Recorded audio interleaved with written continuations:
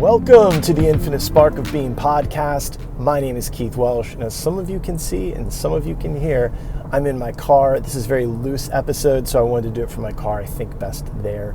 This is going to be your obligatory beginning of the year podcast. Not the end of the year, the beginning of the year. So 2024 years ago, Jesus, and that's why it's 2024. So, just as a funny story, and this I don't mean this in a disrespectful way at all, but this will sound extremely disrespectful. I don't mean it that way. But one day, I used to work, this was 100 years ago, and it was probably when I first took refuge in Tibetan Buddhism, specifically the Karma Kagyu lineage. This gentleman I worked with, who at first, he was my greatest teacher in that he rubbed me the wrong fucking way in every sense of the word, and he was in the cubicle catty corner to me. We ended up becoming good buddies.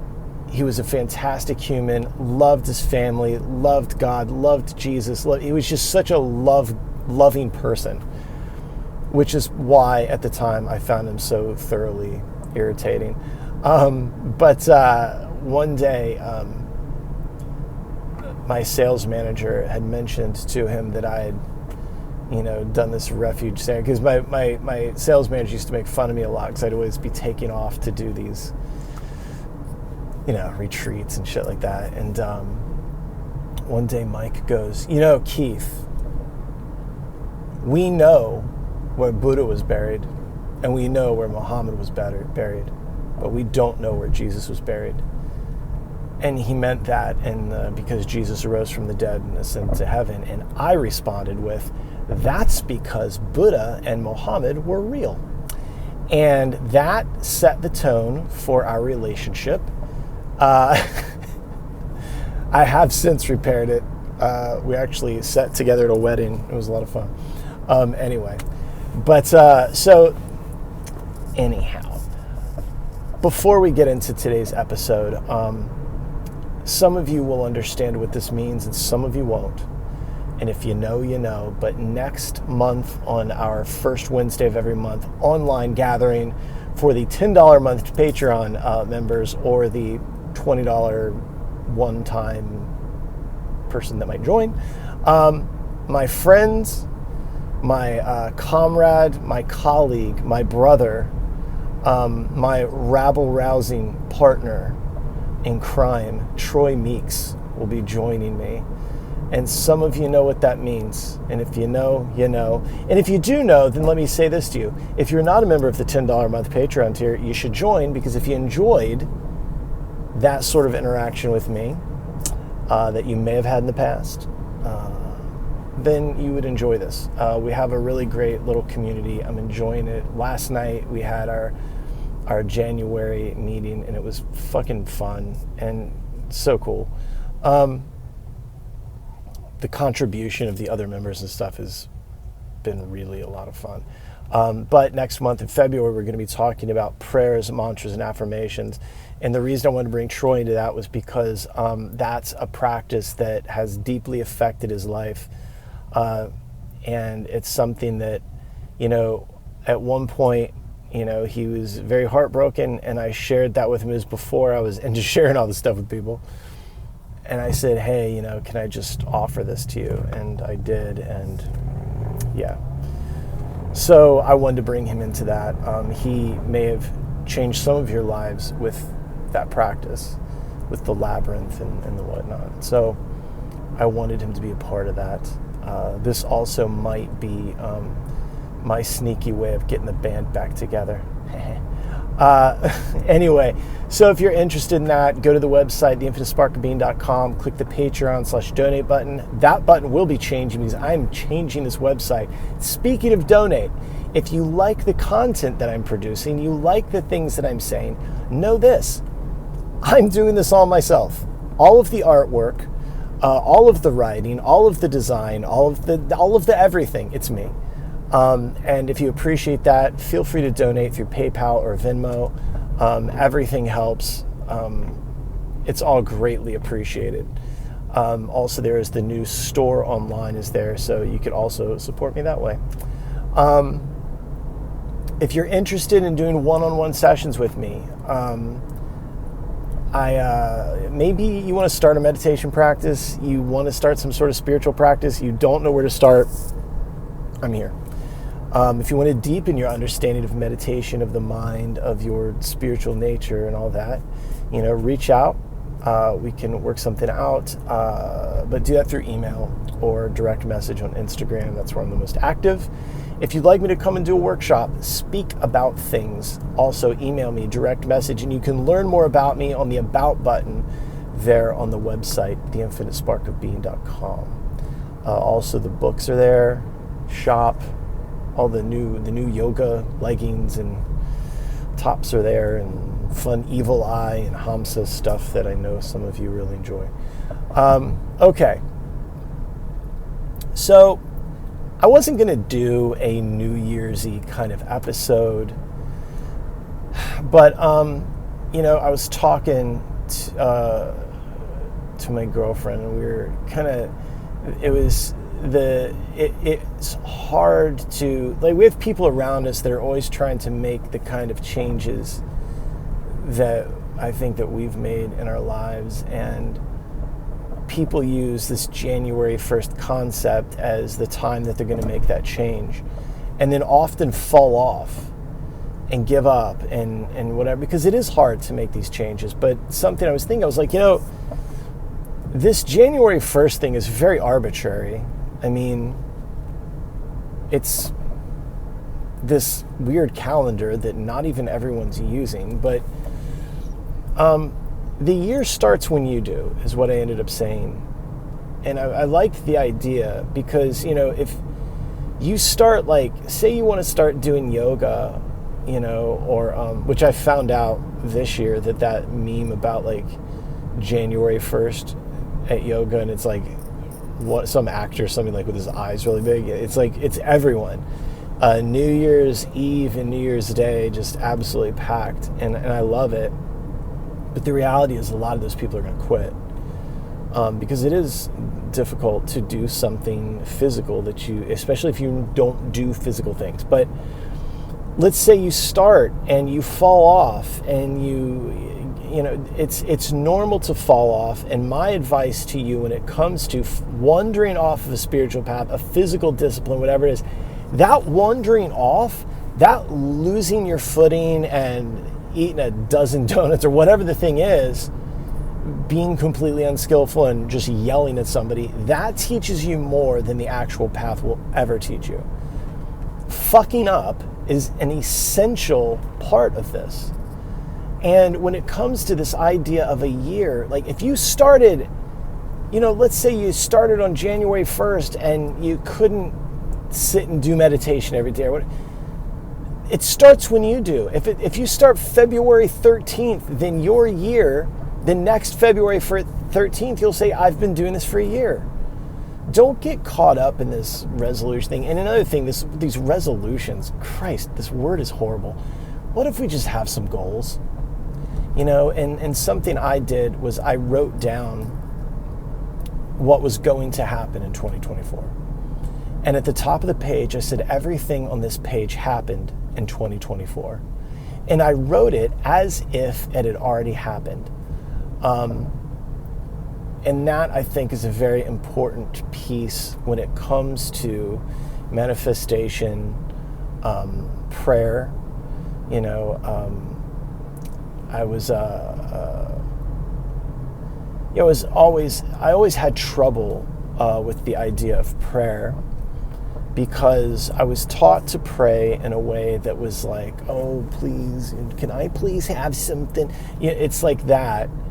But really it's not. And those of you that are Christian will dig this, but I believe it's Mark 11, verse 24, that you pray as though you've already received it. That you have that level of confidence that's yeah, this is it. And then removing the doubt and having faith that these things will come to fruition. Doubt will ruin everything. Neville Goddard wrote a lot about doubt as that you have to kill the doubt in order to acquire anything that you want.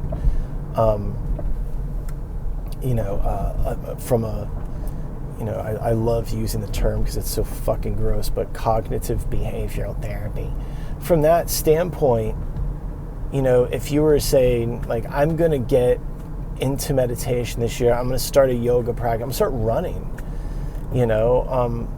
I'm going to start walking every day. I don't know, whatever it is, that to act as if. Like, if somebody was doing this thing, like, what would they do? How would they act? It goes back to a long time ago. I heard somebody say, if you wanted to be like an author or something like that, well, what do these people that are doing the thing that you want to do, what do they do? More importantly, what don't they do? Like, there's probably some things that you do that's like a waste of your time or whatever it is.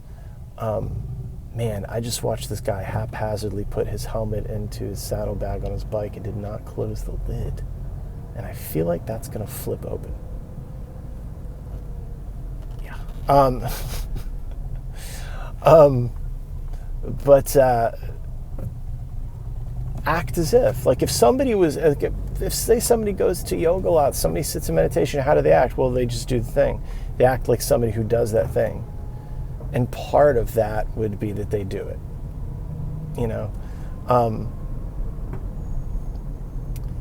To hold yourself a certain way. There's a lot of the, a lot of the instruction given around the law of attraction manifestation is always to act, to carry yourself as if, and I think that's very important. If you don't want to be a sad sack, you should probably hold yourself like somebody who's not a sad sack. So the year starts when you do, right? A 12-month period is a 12-month period, right? However long it takes for us to get around the sun, 12 years, or 12 months, then okay, that could start in June. It starts whenever, but I know that, and another thing for some of you, that starting over period is usually on a Monday, like, I'm going to wait till Monday and I'm going to get, I'm going to stop doing this one little thing that's ruining my life. I'm going to stop doing it on Monday. Don't. Just stop. Just stop it. Start it. Whatever it is. You can do it right now. You don't have to wait. But yeah, I know that the year is difficult. Yeah, I was thinking about that because a lot of people, they live, like, I live somewhere where if it's like, it's January, right? And if I decide I'm going to start a program of running or walking in South Florida, I can do that in January. Some of y'all live places where, I wouldn't go outside. It's too damn cold. So that's tough. Somebody recently, client had sent me a link to a Buddhist center that she wanted to start going to. And she goes, I was thinking of checking this out. And I responded with, interesting. Why don't you just check it out? Like, why? Like, what are you thinking about? What are you pondering? Do you want to? You're obviously interested, so just go. You guys, there's a lot of resources around you, and it might not be the thing that you want, right? Exactly the way you want it. I remember I had, when I was with Lama Losan all those years, I always wanted to do this practice called the Amitabha, and I wanted to do the white Tara or green Tara, one of the Tara things. I was always drawn to those. I was never really drawn to the medicine Buddha practice, and that was his main practice, was the medicine Buddha practice. And what's funny about that is that is considered the Buddha of mental health, and that was long before I started working in mental health, which is kind of funny because Lama Losan was a psychologist before he was a monk in Lama. But I didn't, like, it wasn't as, like, pretty and flowery as, like, Tara or Amitabha were, and that's what I wanted. I wanted, like, the kind of, like, medicine Buddha was a little boring, which is a little foolish for me. Like, as I'm saying it sounds so stupid. But what he'd always say is, you do the Dharma that's in front of you. you do what you have access to. You want to, take refuge in a Tibetan lineage or whatever, but you only have access to like Zen centers, or, you want to do this thing, but you don't have access. Just do it. I promise you, all of these systems, all of these things work. They all work. But with that Ram Dass quote, I used it last night, that all systems are a trap, but in order for the system to work, you have to allow yourself to be trapped in it. And you got to do it wholeheartedly, like faithfully. Just do it. There's so many times that I shut off my rational, quote unquote, rational questioning part of my mind and just did it. I stopped. Like, I was actually thinking today, it was funny. When I first started chanting and my first foray into being a Vaishnava, to being I was really overly concerned with whether or not Krishna was a real person. So I was constantly being told by all these people that he was a real person, and Dwarka was this city, and like it's like Atlantis, like they can't find it, and maybe it was Atlantis. And at the end of the day, I stopped and was like, I'm just gonna act like it is real. Fuck it, man. That's what, when we talk about belief, I stopped concerning myself with whether or not Krishna was a real person, and why do they always paint him blue, and I just started doing the thing, and that's when it really kicked in, and that's when it really started to take hold. And belief is like that. Remember, it doesn't. We get stuck on this idea of whether something's objectively true or not. And remember, objectivity requires, or doesn't require, it can't involve preferences, opinions, and tastes. Subjectivity does. Objectivity can't involve the mind. Well, your entire experience is the mind. So good luck with your objectivity, right? So when you look at yourself, you want to engage in this practice. You want to engage in this, whatever it is, this running, walking, lifting, meditation, yoga, all this stuff. You have to at least believe that you can do it. There's one of the yoga teachers at this place I go to. I find her just so thoroughly fucking annoying. Everything she says just grates on my nerves. But she says something that I take to heart, and I do it every time. She always says, imagine yourself in the pose before you can actually get into it. And that's what I've been doing. Like, there are certain poses that there's a piece of me, it's like, bro, this is never going to happen for you. But then I remember there's other poses that like I thought were impossible, that like I'm doing them pretty well, that they were difficult ever. So I've really taken to that visualizing and believing that it is possible. I think about it a lot, actually.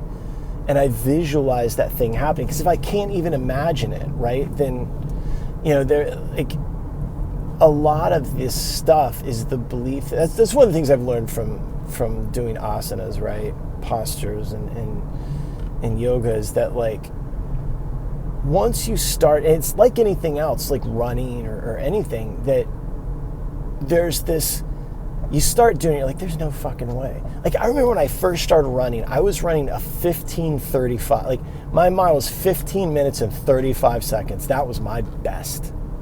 That's a fucking walk. Like, and now, I'm not going to share my time with you now, but it's faster than that. But I had to believe that it was possible, right? I would look at other people running, like, one day. And then I stopped saying one day, and I said, no, that's what I do. I do run that fast. That's how fast I run. And the same thing with all of this. This goes back to when we talk about imagination, that if you can't even imagine it working out, you can't even imagine, then how's it going to happen? Because part of this is believing, like when you're doing something physical, it's the belief, or the mind's belief, that you can do it. A lot of times when you can't do something, it's because your mind doesn't believe it's possible, right? And then you do it, and whatever. I definitely saw that skating and things like that. So the same goes for all of it. It's all of this. Even, you can't conceive of being at peace with a meditation practice and like going from having to like work to meditate to kind of just being in that state of non-judgment or whatever it is. You have to believe. And belief is not objective. It's subjective. It's all the mind. That's what belief is. It's the mind. And I from tracking my analytics, I know when I say things like that, I lose a lot of people. And I'm not going to stop saying it. This is the mind. I'm sorry that you require an objective reality, you unimaginative pain in the ass. But if you could just imagine and lean into the subjectivity and understand that gives you a lot of freedom. I mean, if you need it to be objective, it's like, let's say you needed something to be objectively true in the moment. It's got to be real. It's got to be possible. But you've got a sore back, sore knees, you're overweight, you haven't seen your dick or your feet in God knows how long. You're not going to start because you're like, oh, I don't even bother with it. Good fucking luck, dude. And I can say those things because at one time in my life I couldn't see any of that. But, I was thinking the other day, when I started running, my right ankle would fucking swell up down into my foot. I have no idea what it was. It would hurt like a motherfucker. And it would swell up, and I was like, you know what? Fuck it, I'm just gonna run. And I just kept running. And lo and behold, it just kind of fixed itself. My knees. I used to wear a brace on each knee. I was on a run one day, my knees were hurting anyway, and I got these fucking braces on. I was out on this levee running around with Lake Okeechobee. It's this really tall levee, and it's just this long, straight, boring run. And I got so pissed. I took these fucking braces off. I shoved them in my vest. And I just started running with it. I was like, if this is going to hurt anyway, then fuck it. And in my mind, I just really felt that I would get stronger if I stopped relying on them. And I did. But you have to, and that goes back to the divine mind and the conscious mind, which is what we were talking about last night at the gathering, was that the conscious mind, your carnal mind, or as one of the participants referred to the mind as Carl. She said carnal. We all heard Carl, so now that's the name. But Carl's got a lot of fucking problems. Carl wants to bitch about everything, and Carl wants to find a problem with everything. And the divine mind goes, no, you can do this. And Carl's like, yeah, but and this is going to hurt, and that's going to... Shut up. Just go. God. You don't have you don't have to break a land speed record. I have a bulging disc. You can feel it. And recently I tried to do, back bends to the point where I strained it, but it hasn't stopped me from getting back in there trying, and just,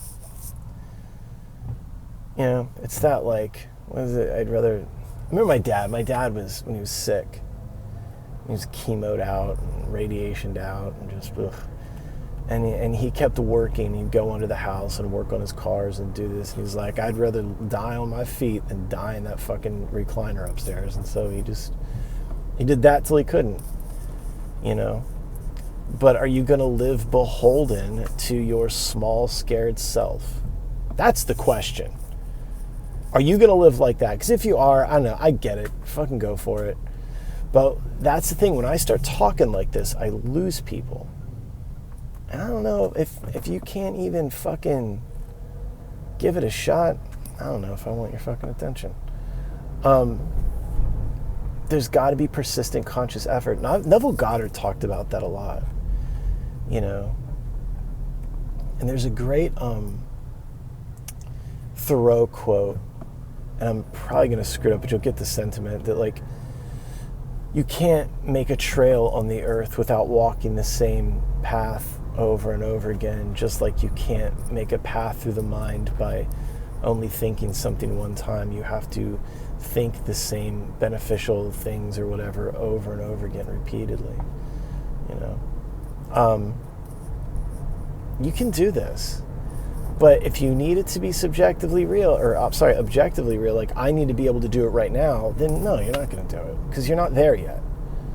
It's like not running and being discouraged that you can't run a marathon right now. It's like, no shit, you can't. Well, every time I try to sit in meditation, my mind just wanders around. Yeah. First of all, it's what the mind's supposed to do. So congratulations, you have a functioning mind, and your attention is, going to wander around too. And why shouldn't it? You haven't trained it. So chill. Give it all a break and just start doing it. It'll catch up. It'll be fine. That's it. Go to theinfinitesparkofbeing.com. If you want to spend some time with me one-on-one, do meditation, start a meditation practice, deepen your understanding of that stuff, check it out in the about, email me, DM me.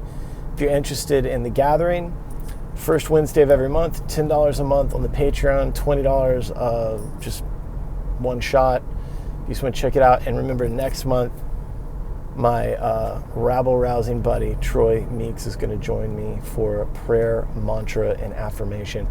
Okay, I love you, I love you, I love you, and I will talk to you next week. Bye.